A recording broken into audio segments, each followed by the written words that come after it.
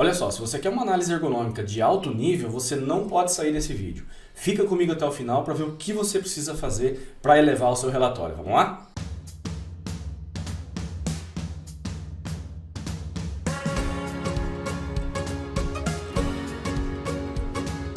Olá, profissionista! Seja bem-vindo a mais um vídeo, é sempre um prazer tê-lo aqui no canal. E antes de a gente começar, já vamos fazer um acordo? Se você não é inscrito no canal, clica aqui embaixo, se inscreve e deixa o sininho ativado para receber todas as notificações. Seja no YouTube ou seja nas nossas redes sociais, também acompanhe as nossas redes sociais para receber esses conteúdos sempre em primeira mão. Nós publicamos aqui semanalmente conteúdos voltados para a prática profissional do ergonomista, do profissional de saúde e segurança do trabalho. Então não perde tempo, se inscreve e acompanha aqui com a gente que dá uma força muito grande para o nosso canal. Se você já nos acompanha há algum tempo aqui no canal, você deve ter percebido que o meu foco como profissional de ergonomia, ele é muito voltado para a gestão. Identificação de perigos, os motivos, as consequências disso, avaliação de risco com base em critérios, com base em prioridades. Então, o nosso foco é muito voltado para isso, até por conta da nossa experiência com normas, atendimento como ISO 45001, como integração com sistemas de gestão de qualidade, gestão integrada e assim por diante. Mas o fato é que se você quiser ter uma análise ergonômica de alto nível, você precisa dedicar um bom tempo da sua análise à avaliação qualitativa. E a avaliação qualitativa em ergonomia é chamada de análise da atividade, ou avaliação do trabalho real. Nós já até falamos algumas coisas sobre isso aqui no canal, mas hoje eu quero dar um exemplo prático para você de como você deve conduzir esse processo. Você não deve ficar só na avaliação qualitativa. Ela sempre vai ser a base. Você deve ter notado que quase todas as aulas sobre ferramentas, sobre métodos quantitativos, nós sempre deixamos um disclaimer muito claro. É importante, antes de aplicar qualquer ferramenta, qualquer método, entender de fato quais são as variáveis, por que as pessoas executam aquela tarefa, como elas executam e assim por diante. E você usa a ferramenta, você usa o método quantitativo para confirmação do seu diagnóstico. Então é isso que eu quero chamar a atenção para vocês sobre a análise da atividade real de trabalho. Então, segundo Guérin e colaboradores, Guérin que é um autor que tem uma obra muito interessante, que é Compreender o Trabalho para Transformá-lo, é um resumo muito bem feito, na verdade ele traz à tona toda a metodologia de origem francofônica, que tem como base a atividade de trabalho, e o estabelecimento, nesse caso para nós hoje, dentro desse nosso vídeo, nós vamos falar muito sobre as determinantes, que é uma diferença importante aqui, sobre o que é uma condicionante e uma determinante, que é basicamente o trabalho prescrito e o trabalho real, que eu já vou falar um pouquinho na sequência com vocês, tá? Então, a ideia da análise da atividade é justamente compreender o trabalho para transformá-lo, que é o título da obra do Guérin. É um livro que eu recomendo que todos leiam. Não é uma leitura fácil na sua primeira vez, principalmente para quem não é da área. Ele é muito focado realmente no aspecto do entendimento das atividades, no aprofundamento realmente da análise ergonômica, mas é uma leitura que é obrigatória para todo profissional de ergonomia, tá legal? Então essa figura que eu quero mostrar para vocês, ela resume muito bem essa questão entre a diferença, esse distanciamento entre a tarefa e a atividade, que seria o trabalho prescrito e o trabalho real. No trabalho prescrito, nós temos que pensar o seguinte: toda empresa, quando está elaborando o seu processo, ela está pensando, por exemplo, quantas peças eu consigo produzir com X máquinas, X pessoas, a carga horária entrando das 7 às 5 horas, ou eu vou ter que fazer turnos rotativos. Tudo que como a empresa pensa e organiza o seu trabalho, é descrito como trabalho prescrito, então é a tarefa. Isso são condições pré-determinadas. Então a empresa ela está imaginando que com essas máquinas, essas pessoas, esse processo, eu vou produzir, por exemplo, 200 carros por dia. Eu vou produzir 100 colchões, vou produzir 500 cadeiras, enfim, qualquer tipo de produto, manufatura, um serviço, e assim por diante. Então, nós temos aqui resultados antecipados. Eu imagino que nessas condições eu vou ter esse resultado. Agora, quando nós vamos, né, para a prática, né, para o trabalho real, nós temos aqui as condições reais e nós temos os resultados efetivos. Por quê? As condições determinadas, elas são como a empresa, como eu disse, a empresa pensa e organiza. Na prática, podem acontecer N coisas. Pode ter um atraso de peça, naquele dia um funcionário faltou, você pode ter, por exemplo, uma diferença entre a característica de um fornecedor e de outro, você pode ter uma dificuldade muito grande de comunicações, você pode ter, enfim, N fatores acontecem quando a gente vai para a prática real. E aqui nós temos os resultados efetivos. Então, por exemplo, nós podemos ter a situação, a meta de produção era de 500 cadeiras e nós produzimos 550. Pô, foi acima, né, do esperado. Mas normalmente o que acontece? Esses intervenientes, né, que vão surgindo na atividade de trabalho, normalmente nós temos a empresa com uma meta de 500 e aí produz 480, 490, 475. Geralmente fica um pouquinho abaixo justamente por conta desse distanciamento. Então, essa diferença entre o que a empresa pensa e organiza, que é a tarefa, e como isso acontece na prática real, que é a atividade, é o que a gente chama de variabilidade. Essa variabilidade, muitas vezes, ela traz consigo uma sobrecarga de trabalho. Porque não se imaginou, por exemplo, que naquelas condições as pessoas tinham que ficar elevando o ombro acima de 90 graus por um grande período de tempo. Não se imaginou que as pessoas iam queixar-se de dor nas costas por ter que ficar carregando peso toda hora. São coisas que normalmente não são previstas, né, na organização do trabalho e que deveriam, que é um princípio da ergonomia de concepção citada por Guérin, por Alain Wissner e outros autores, né, de origem francofônica, e que deveriam prever essas situações, porque as pessoas estão ali e não são máquinas, né? Elas têm as suas necessidades, elas têm as suas dificuldades, e essa distância, muitas vezes, esse distanciamento, essa variabilidade, é muitas vezes onde nós observamos as sobrecargas de trabalho, seja ela física, seja ela cognitiva, seja ela psíquica, tá? Então tudo normalmente surge de uma tarefa que foi mal elaborada, mal projetada, do ponto de vista do ser humano, tá? E aí o que acontece na prática real, na atividade de trabalho, é onde reflete essas circunstâncias, tá bom? Então aqui eu vou mostrar para vocês na prática, né? Nós utilizamos isso para avaliação qualitativa e por vezes quantitativa, né? Nós temos alguns métodos quantitativos que são tradicionalmente descritos na ergonomia francesa, como por exemplo a avaliação da frequência cardíaca, né? Você monitorar a frequência cardíaca e tal, mas quando a gente vai, por exemplo, para ferramentas e métodos quantitativos, não é o mote, por exemplo, da avaliação da análise da atividade e que eu utilizo, né, em quase todas as minhas avaliações, tanto a avaliação de risco quanto a aplicação dos métodos específicos. Mas aqui nós vamos focar na análise qualitativa. E vai ser a base para o nosso diagnóstico. Eu sempre gosto de falar isso para todos os nossos alunos, para você que me acompanha aqui.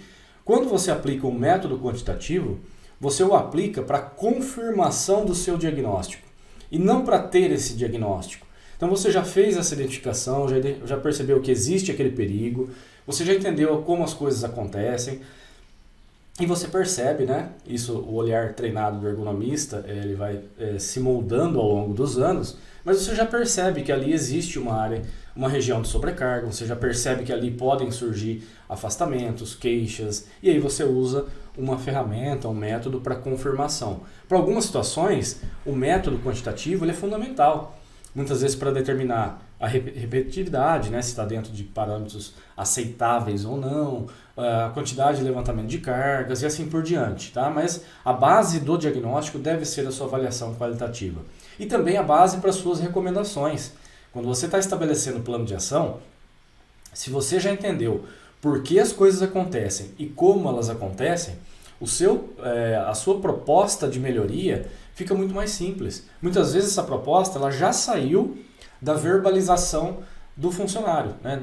Na conversa com o funcionário, ele já te disse, aqui se tivesse uma alavanca assim, seria bom. Aqui, se essa bancada fosse um pouquinho mais baixa para a gente fazer força, seria melhor. Então, muitas vezes, nas verbalizações, você já coletou a informação que você precisa, né? Para um plano de ação, para um projeto, para uma adequação mais rápida e assim por diante. Tá? Então, avaliação qualitativa ela é base tanto para o diagnóstico quanto para as recomendações de ergonomia. E aí eu quero mostrar aqui com vocês, é um vídeo bem curtinho, mas só para a gente praticar esses conceitos, mostrar como que a gente deve ter o nosso olhar, né, para análise da atividade e esquecer um pouquinho só nesse momento de focar no risco em si. O risco vai ser uma consequência de tudo que a gente vai falar na sequência, então vamos acompanhar o vídeo aqui e aí eu já volto na sequência, tá legal?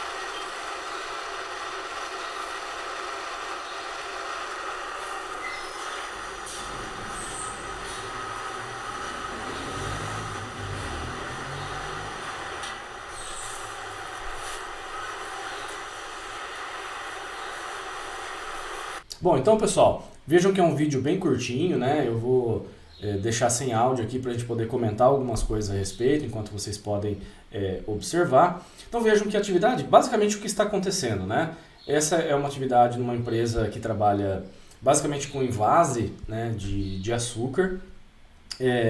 Isso aí são restos, né? São resíduos que já foram utilizados, esses saquinhos, resíduos que foram utilizados no laboratório para avaliação de qualidade, né, controle de qualidade, e esses saquinhos são descartados nesses bags, né, que vocês estão vendo que ficam espalhados ao longo de uma parte do processo ali. Então só para contextualizar, porque é um recortezinho muito pequeno, a atividade dessa pessoa é muito maior. Quando a gente vai fazer a avaliação, é de se imaginar que, nesse caso aqui, provavelmente vocês identificaram alguns perigos, e talvez o principal deles esteja relacionado, né, o fator de risco, o levantamento e transporte de cargas, porque ela está pegando os saquinhos, está colocando ali em cima, teoricamente, né, ele tem um esforço para poder fazer isso, inclusive para subir e descer uma escada, tá bom? E antes da gente fazer um diagnóstico completo sobre isso, nós precisamos responder basicamente duas questões: por que isso acontece e como isso acontece. Então vamos lá, por que isso acontece? É basicamente você dar um motivo. E esse motivo vai estar muito relacionado à sua recomendação na sequência lá na frente, tá? Quando você vai criar o seu plano de ação. Então, o motivo do porquê isso acontece pode ser N fatores, tá? Eu vou dar alguns exemplos aqui para vocês. Por exemplo, esse carrinho que ela está trazendo, vocês viram que ela pega num carrinho ali, o laboratório onde isso acontece fica bem distante. Então lá ela tem que colocar tudo isso no carrinho e trazer para cá. Inclusive tem um elevadorzinho lá, onde tem que descer do segundo andar para o primeiro andar para colocar nesse carrinho e trazer para cá. O segundo é que a área onde ela vai fazer o despejo, ali no caso o bag, né, ela é muito alta. Então ela tem que subir a escada justamente porque o bag é muito alto. Então vejam que os porquês, eles estão muito relacionados aos motivos de todo o esforço, toda a sobrecarga, tudo aquilo que você vai avaliar, tá bom? Quando você fala do como, é exatamente como isso acontece. Então você vai responder aqui, quantos saquinhos ela está carregando, por exemplo, e quanto pesa cada saquinho desse. Nós temos que responder uma pergunta básica, que é quantas vezes isso acontece ao longo do dia. Porque vejam, quando a gente olha essa atividade, a primeira impressão que vem à cabeça é falar assim, nossa, é uma atividade muito ruim de fazer, né? Agora, se ela tem que fazer isso o dia todo, realmente muito ruim. Deslocamentos, tal, subir, descer. E se ela faz isso uma vez só por dia? Será que o risco é tão grande assim? Porque, ó, se vocês repararem os saquinhos, eles são saquinhos pequenos, tá? E a gente vai comentar, mas são saquinhos com menos de 1 quilo. Então, será que se ela faz isso uma vez ao dia, o risco é o mesmo do que se ela fizer isso a cada 10 minutos, a cada 5 minutos, ela tem que trazer uma carga dessa, por exemplo? Um balde, né, se vocês repararem, tem um balde ali no carrinho. Será que o balde não é muito mais pesado e talvez seja mais crítico? Então, quando nós falamos do como, nós pensamos realmente em tudo que está acontecendo, né? Por que as pessoas estão fazendo, a gente já respondeu, e como elas estão executando. Quando eu consigo responder essas duas questões, eu tenho uma boa análise da atividade, uma boa avaliação qualitativa. E nessas questões existem outras situações, né? No começo do vídeo vocês puderam ouvir um pouquinho, eu não deixei tão alto para não ficar muito ruim, mas o som é muito alto. Então o ambiente é ruidoso. Então o ruído ambiente pode interferir na atividade? Pode, com certeza. A temperatura, né? Será que é um ambiente quente ou não? Aqui vocês não têm condições de afirmar. Estando lá, é um ambiente que não é quente, ele não tem essa interferência muito importante, mas caso ele seja, né, muito frio ou muito quente, pode ter uma interferência. A iluminação, aqui muito importante, porque toda vez que tem que subir e descer escadas, está transportando cargas, risco de acidente, né? Então, os fatores ambientais também devem estar incluídos, assim como os fatores cognitivos, né? Quais são as exigências, né, cognitivas para essa tarefa? Nesse caso aqui, subir e abrir o saquinho, ela é muito pequena, mas será que ela não tem que pensar, por exemplo, em organizar o seu tempo no laboratório para poder fazer esse descarte com o bag que vai ser coletado pelo operador? Veja, aqui eu estou dando um spoiler de algo que acontece. Ela tem que programar, por exemplo, a sua vinda para fazer o descarte de acordo com o tempo do operador que vem coletar o bag.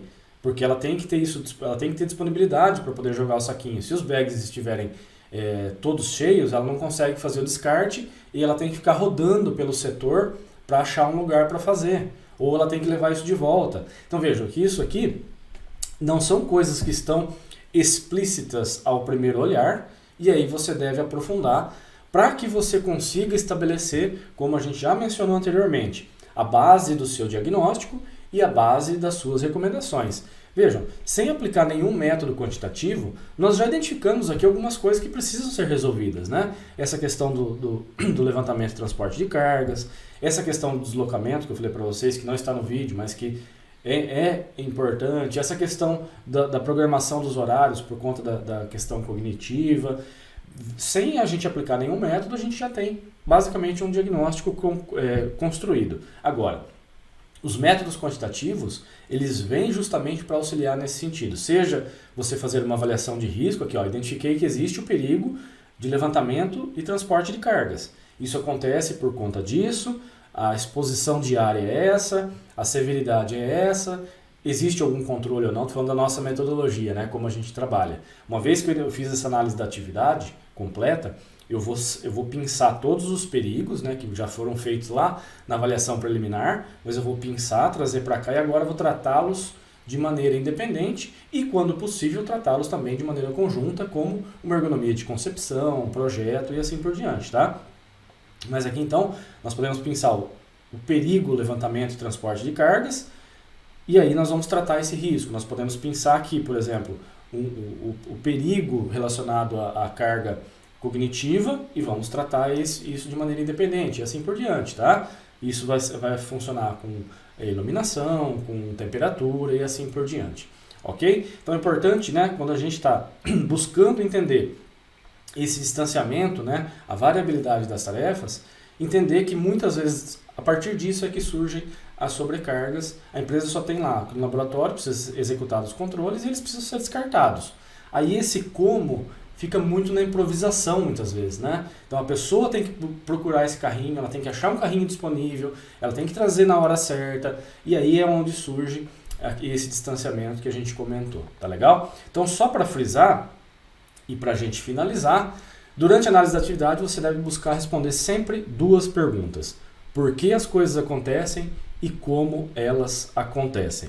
Se você conseguir responder essas duas questões, você vai ter uma boa avaliação qualitativa, você vai ter uma boa análise da atividade e você com certeza vai subir o nível da sua análise ergonômica do trabalho, você vai colocá-la em outro patamar, você vai ser um ergonomista melhor e aí fica muito mais fácil, inclusive, você complementar a sua avaliação com os métodos quantitativos. A partir disso, por exemplo, você vai aplicar, sei lá, o método NIOSH, o KIM para transporte de cargas, se fosse, né, o método OCRA para uma avaliação repetitiva, né, no caso da ISO 11.228.3, não, vou aplicar outra ISO, né, 11.226 de postura, e assim por diante. Mas uma vez que eu tenho esse entendimento do porquê e do como, tudo fica mais fácil, o meu diagnóstico fica mais completo e o meu plano de recomendações também fica pronto para ser executado, tá legal? Então é isso, galera, espero que vocês tenham gostado. Se esse vídeo foi interessante, não saia do vídeo sem deixar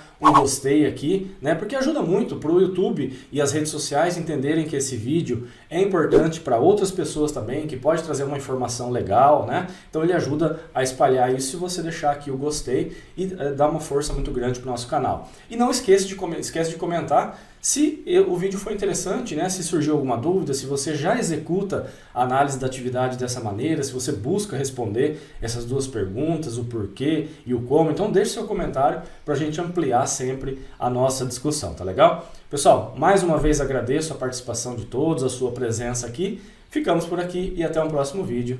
Tchau!